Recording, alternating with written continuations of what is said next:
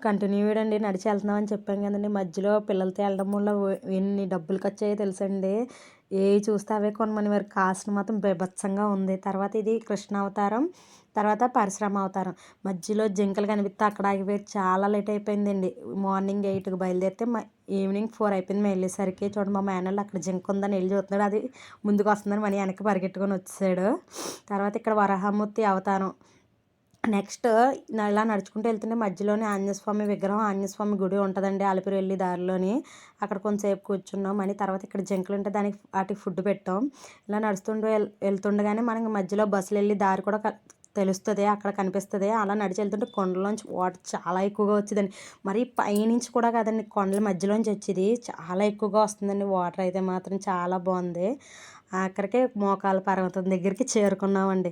ఎవరు ఒప్పుకున్నట్టు వాళ్ళు ఎక్కారు. నేనైతే 101 ఎక్కాను అంతే అండి.